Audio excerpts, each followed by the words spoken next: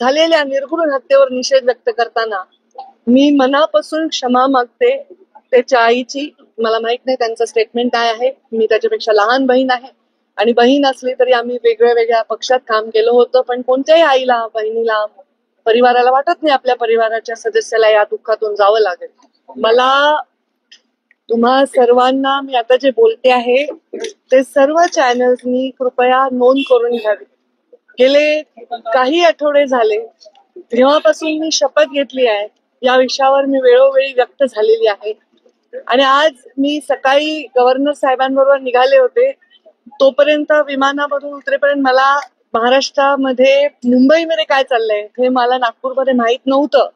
आपण मला जे एकदम माईक लावून प्रश्न विचारला तोपर्यंत मला अजून कल्पना नाही. अजूनही माझं कोणाशी मुंबई बोलणं झालेलं नाही, पण एखादी इंस्टाग्रामवरची गोष्ट बघून माझ्या लक्षात आलंय की मुंबईत काय चाललंय आणि त्याच्या निमित्ताने आपल्याला, कारण मी पंकजा गोपीनाथ मुंडे आहे म्हणून या विषयावर मी व्यक्त होणं आपली अपेक्षा आहे, त्याप्रमाणे मी व्यक्त होत आहे. मी जे व्यक्त होत आहे त्याचा आपण सर्वांनी सन्मान ठेवावा. मी जे बोलणार आहे त्याच्यानंतर कुठल्याही प्रश्नोत्तरासाठी जागा राहणार नाही. हा विषय अत्यंत ह्युमन विषय आहे, माणुसकीच्या दृष्टीने महत्वाचा विषय आहे. मला आपण प्रश्न विचारणार आहात त्यापूर्वी मी हे सांगते की काही व्हिडिओ सोशल मीडियावर व्हायरल झाले संतोष देशमुखांना मारण्याच्या संदर्भातले. मला त्याच्याविषयीची माहिती नाही, पण इंस्टाग्रामवर मी फक्त एक पोस्ट पाहिली.